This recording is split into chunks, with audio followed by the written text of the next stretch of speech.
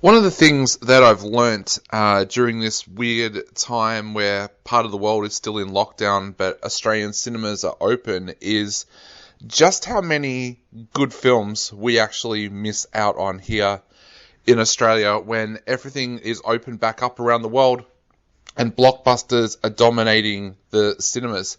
Now, of course, yesterday I spoke a little bit about Camilla and Emma and said that these fantastic films were out. Now, I would argue that Emma would normally have got a release in Australia, in the art house cinemas, but I couldn't see Camilla normally getting a release. It would have gone straight to DVD, which would have been a shame because a lot of people would have missed it.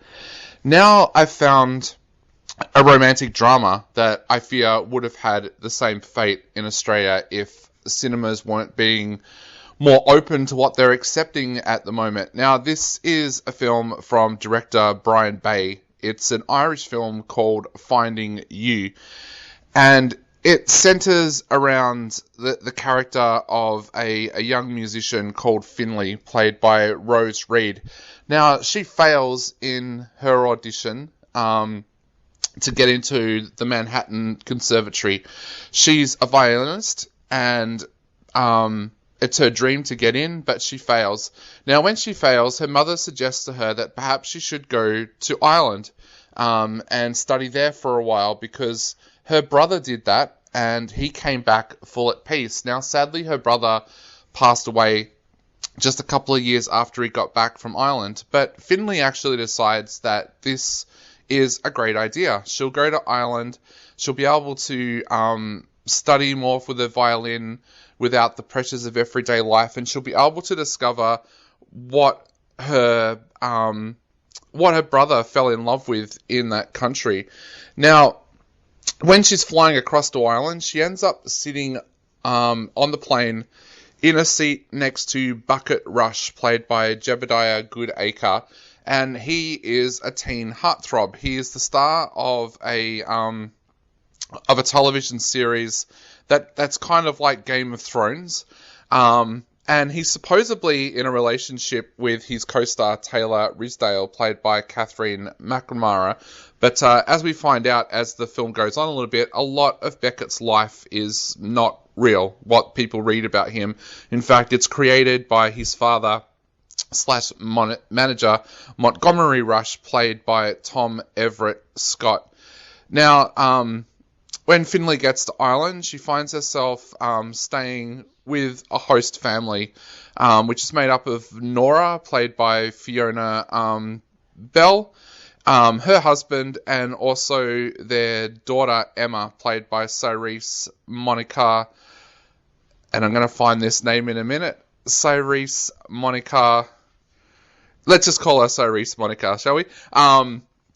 And she is obsessed by Beckett. She kind of fills in Finley with everything that she needs to know about Beckett's life, and pretty soon they find out that Beckett is actually staying with the family as well. They own a B&B, and he is going to be staying there. So things don't actually get off all that well with Beckett and Finley.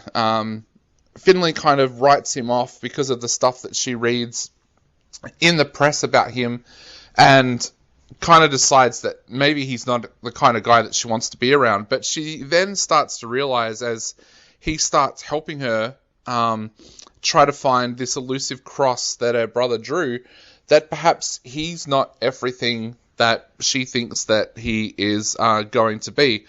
And at the same time, she starts a program at her school where she has to go and help an elderly person, and the elderly person that she ends up helping is Kathleen Sweeney, played by Vanessa Redgrave. And there's a hidden secret there with Kathleen's character as well.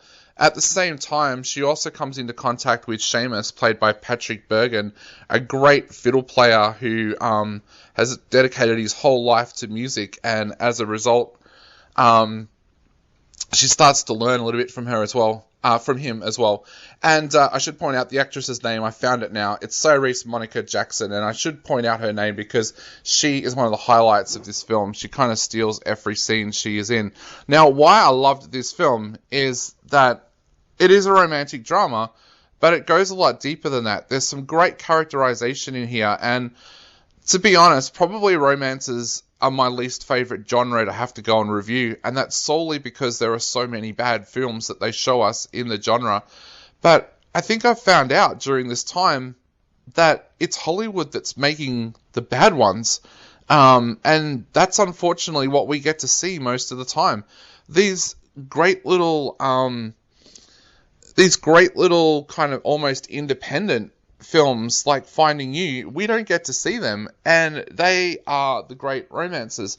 Of course, we saw Wild Mountain Thyme while everything was in lockdown as well, and there's these great romance films out there that we just don't normally get to see. Now, I loved the fact that there was characterization in this, because so often in romance films, we don't get that characterization. There's a great little mystery there around the character of Kathleen Sweeney. This also is kind of like Hollywood turning on Hollywood in a little way as well, because you see what is happening with Beckett's life, thanks to his manager slash father, who just seems to want to live his life through Beckett and chooses what is best for him rather than what is best for Beckett. It's a bit of a surprise seeing Catherine McNamara in there, being a fan of Shadowhunters. It was a little bit of a surprise that she was in there. It's even bigger, and I kind of find it a little bit offensive when people do this, that she actually has the top billing in this film, when the lead actress in this is actually Rose Reed, who plays Finlay Sinclair, and she does such an amazing job. I think it's kind of a little bit disrespectful to refer to this as a Catherine McNamara film. Now, Jedediah Goodacre, he is great in this as well. They are two young actors that we need to watch. Jedediah Goodacre and Rose Reed, I think, are two actors that we're going to see a lot of in future.